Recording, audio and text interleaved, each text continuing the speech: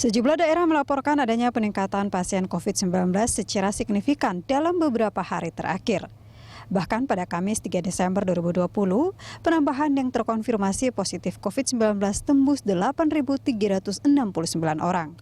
Angka ini merupakan angka tertinggi sepanjang virus corona masuk ke Indonesia pertama kali sejak Maret 2020 lalu. Akibatnya, sejumlah rumah sakit rujukan pasien COVID di beberapa lokasi pun mulai penuh dan melewati ambang batas. Misalnya seperti yang terjadi di Jawa Barat, pemerintah Jawa Barat menyatakan kapasitas tempat tidur perawatan pasien COVID-19 rumah sakit telah melebihi ambang batas.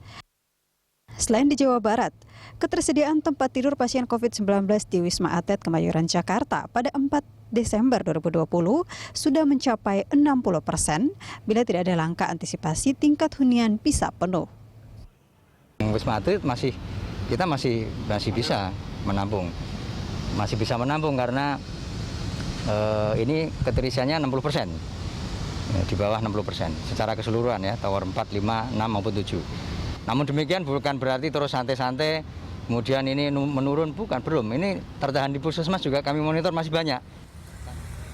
Di Kota Tegal, hingga akhir November 2020, pemerintah setempat sudah menambah jumlah kapasitas tempat tidur pasien COVID-19 dan bakal menambah jumlah kapasitas tempat tidur lagi, termasuk mencari hotel yang aman untuk menampung pasien COVID-19. Sementara itu, Kabupaten Kediri, Jawa Timur, sejumlah pasien COVID terpaksa dirawat di IGD, menyusul rumah sakit rujukan di kabupaten tersebut telah melebihi kapasitas.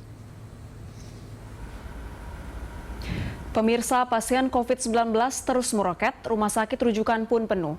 Kebijakan atau strategi apa yang harus segera dilakukan pemerintah untuk mengendalikan laju penyebaran COVID? Kita akan membahasnya bersama dengan Sekretaris Kompartemen Jaminan Kesehatan Perhimpunan Rumah Sakit Seluruh Indonesia Persi, Tonang Dwi Ardianto, serta Adityo Susilo, spesialis penyakit dalam, konsultan penyakit tropik dan infeksi, sekaligus anggota Satgas COVID-19. Pertama kita sapa dulu Bapak Adityo Susilo. Halo, selamat siang Pak. Selamat siang, Bu. Terima kasih telah bergabung bersama kami. Lalu selanjutnya ada Bapak Tonang Dwi Ardianto. Selamat siang Pak Tonang. Selamat siang Ibu. Ya, terima kasih Pak telah bergabung bersama kami. Langsung saja Pak, kita lihat ini pemerintah terus melakukan penambahan kapasitas RS. Namun ini seperti percuma atau tidak akan pernah cukup dikarenakan angka positif COVID-19 yang terus meningkat setiap harinya. Apakah ini seharusnya sudah bisa diantisipasi sejak jauh hari atau bagaimana Anda melihatnya Pak?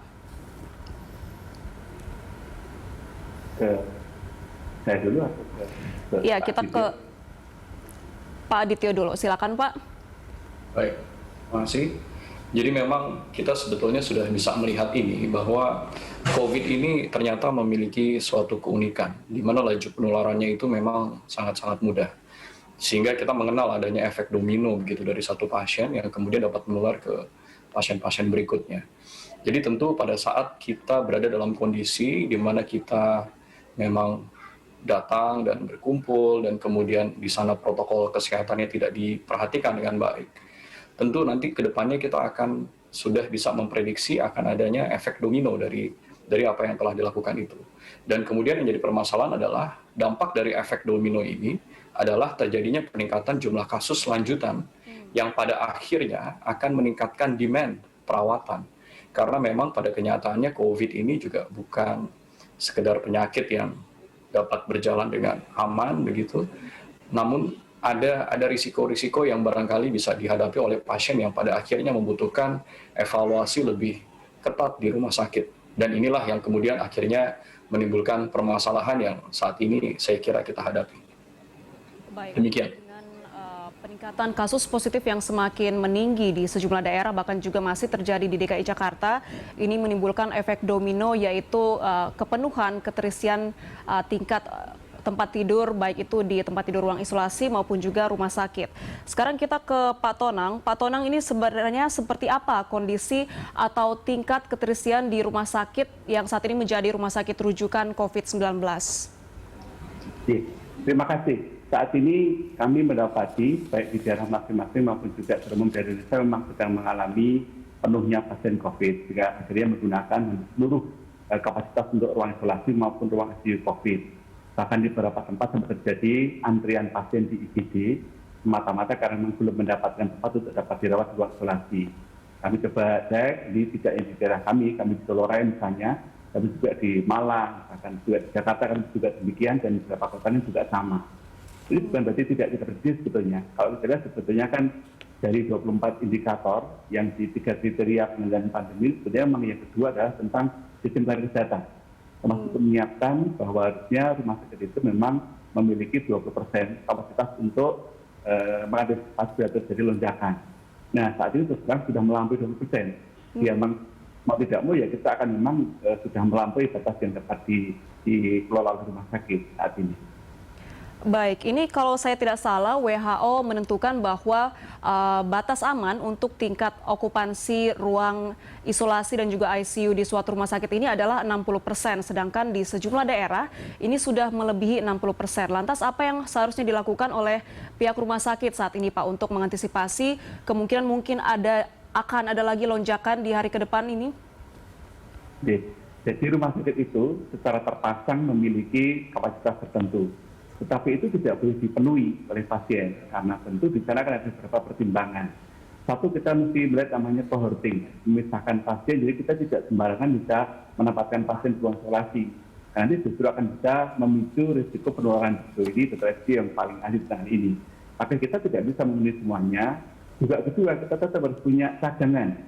Itu maksudnya disebut bahwa angka 60-70 merupakan angka yang aman, dalam arti masih dapat terkendali dan bila sewaktu-waktu ada lonjakan, itu masih mungkin untuk kita tampung. Tapi memang saat ini kami melihat angka sudah jauh lebih 80% pada 90%, sehingga sudah tidak lagi aman.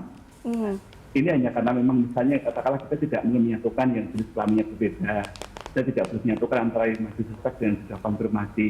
Bahkan yang konfirmasi baru saja dengan sudah menjelang subuh juga tidak bisa kita lakukan. Di akhirnya ini kalau orang melihat jangan perlu mengatakan bahwa bukan belum penuh semua, bukan begitu. Kita penuh dalam arti sudah optimal tempatnya. Demikian. Baik Pak, kita ke Pak Adityo. Ini kalau dari Persis sendiri, Pak Adityo mengatakan bahwa saat ini untuk kapasitas ruang isolasi dan juga tempat tidur untuk rumah sakit rujukan COVID-19 saat ini berada di kategori tidak aman karena sudah hampir melewati ketentuan dari WHO yaitu 60%. Ini sebenarnya apa sih Pak yang salah dari penanganan COVID-19 sejauh ini sehingga ada peningkatan lagi? Apakah mungkin seharusnya pemerintah provinsi kembali memberlakukan PSBB ketat untuk menurunkan angka positif dari COVID-19? Baik, terima kasih Ibu. Mungkin saya ya kalau mengatakan apa yang salah, saya kira ini sulit begitu ya, karena kondisi ini terjadi sebagai dampak dari semuanya. Apa yang kita hadapi saat ini adalah dampak dari semua unsur yang terlibat di dalam tata kelola pencegahan dari terjadinya penularan COVID-19. Jadi artinya memang peran penting dari masyarakat secara langsung untuk turut berpartisipasi secara aktif di dalam mematuhi protokol kesehatan, mulai dari masker, menjaga jarak, mencuci tangan, ini memang menjadi fundamental yang pada akhirnya membutuhkan kesadaran dari setiap orang agar protokol ini dapat dikerjakan dengan optimal. Sehingga harapan akhirnya adalah laju penularan dari COVID-19 ini harapannya dapat kita tekan begitu. Nah, pada saat hal ini tidak terpenuhi, tentu dampak yang kita lihat saat ini ya seperti yang kita lihat ini, bahwa angka transmisi penularan dari penyakit ini melonjak dengan sedemikian cepat. Ada yang ya mungkin kita berteori kemarin apakah dampak dari libur panjang atau yang lain-lain begitu, tapi saya kira ini faktornya banyak sekali. Dan memang salah satu upaya yang kita lihat yang dilakukan oleh pemerintah dalam hal ini Provinsi DKI Jakarta barangkali salah satunya adalah kemarin dengan memperketat kembali PSBB, sempat memperketat kembali. Dan jujur kami sebagai tenaga medis yang bekerja di lapangan, pada saat aturan ini diperketat, kami memang juga menuai dampak positif dari ini, di mana pada saat itu kita mendapatkan jumlah penurunan kasus. Dan kemudian setelah dikembalikan ke PSBB transisi, dan kemudian berbagai hal terjadi, termasuk tadi mungkin libur panjang dan yang lain-lain, pada akhirnya kondisi yang kita lihat adalah seperti saat ini. Jadi tentu ya saya tidak bilang salah atau apa, tapi barangkali partisipasi aktif, pengertian, kesadaran, dan kerjasama dari kita semua, tidak hanya pemerintah, tapi tentu masyarakat, ini sangat penting di dalam tata kelola pencegahan laju penularan. Baik, Demikian, Bu. artinya PSBB total yang dilaksanakan oleh Pemprov pada beberapa waktu lalu ini memang memberikan dampak yang memberikan atau menurunkan angka penularan COVID-19 di DKI Jakarta dan juga terhadap sejumlah daerah lainnya yang juga memberlakukan PSBB total. Dan Pak Adityo, kalau kita melihat ini, tadi Anda sempat mengatakan masyarakat ini mulai tidak patuh menerapkan protokol kesehatan 3M, ini apa sebabnya? Apakah karena kurangnya pengetahuan? Ya, terima kasih. Jadi saya kira ini juga faktornya banyak sekali, di mana salah satunya saya yakin yang juga menjadi landasan adalah, mohon maaf ini, tapi dugaan saya adalah faktor kejenuhan. Di mana ya tentu dengan kondisi saat ini cukup memberikan beban sosial yang besar bagi banyak orang. Tidak terlepas tentu bagi kami juga tenaga medis gitu ya. Dan kami juga tentu dengan kondisi saat ini ya, kami juga jujur merasakan keletihan dan ya istilahnya ketegangan dalam hal fisik maupun mental. Nah, tentu ini semua pada akhirnya menimbulkan hal-hal yang pada akhirnya kita ingin berusaha rileks kembali. Tapi memang pada akhirnya upaya relaksasi ini tentu bisa disalahartikan, di mana relaksasi yang dilakukan pada akhirnya seolah-olah seperti menurunkan barrier kita terhadap kewaspadaan penyakit ini. Nah, barangkali ini yang mungkin patut menjadi sorotan kita semua, bahwa memang kita semua letih, kita semua jenuh, kita semua juga menunggu kapan pandemi ini dapat kita lalui, tapi bukan berarti kemudian relaksasi pikiran dan mental yang kita lakukan, kemudian bukan berarti bahwa kita sudah menganggap COVID ini menjadi a part of our life, yang kemudian dapat menjadi permisif terhadap protokol kesehatan itu sendiri.